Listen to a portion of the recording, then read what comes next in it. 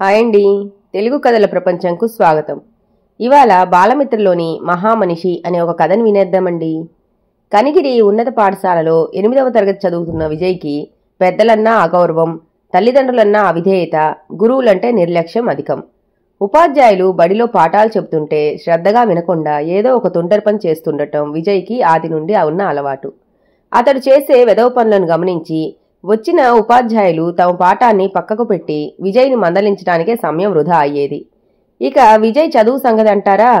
క్రితం మాసంలో జరిగిన 2వ యూనిట్ టెస్ట్లో మొత్తం 300కు పట్టుమని 10 మార్కులైనా తెచ్చుకోలేదు.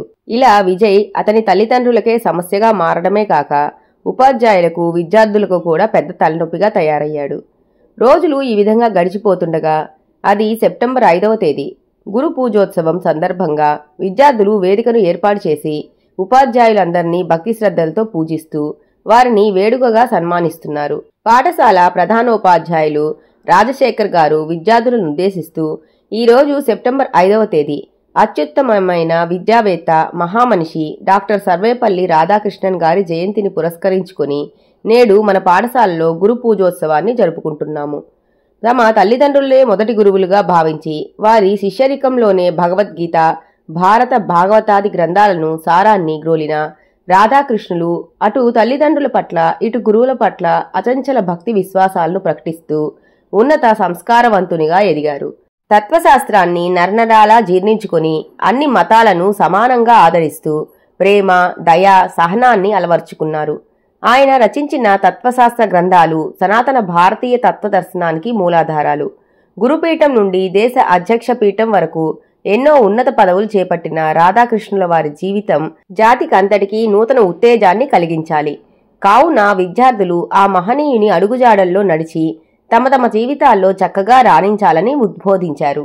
రాజశేఖర్ గారి ఉపన్యాసాన్ని ఎక్కడో మూలక కూర్చుని ఉన్న విజయ్ గుండెల్లో మేలుకొలుపులు గీతాలు పాడాయి.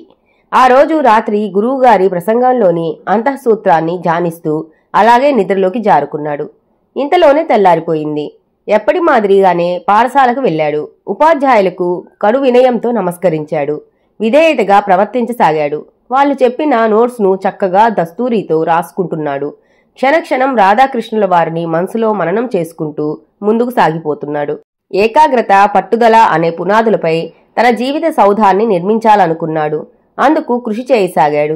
ఆ ఏడు జరిగిన వార్షిక పరీక్షల్లో విజయ్ తరగతిలోనే మొదటి ర్యాంకు సంపాదించాడు. ఒక మహాత్ముని జీవితం మరో మనిషి జీవితాన్ని ప్రభావితం చేయగలదన్న నగ్న సత్యానికి ప్రతీకగా నిలిచిన విజయ్ని ఉపాధ్యాయులు మిక్కిలి అభినందించారు. విద్యార్థుల పాఠ్యపుస్తకాల్లో మహనీయుల జీవిత చరిత్రలు పెట్టడానికి కారణం ఇదే. ఇటువంటి మహనీయుల చరిత్రలు విని కొందరైనా విద్యార్థులు మారుతారన్నమాట. ఇక కథ కంచికి మనం ఇంటికి. ఈ కథ గనక మీకు నచ్చినట్లయితే లైక్ చేసి, షేర్ చేసి, కామెంట్ చేసి మన ఛానల్కి సపోర్ట్ చేసేయండి ఫ్రెండ్స్. ఇక ఉంటానండి. By by.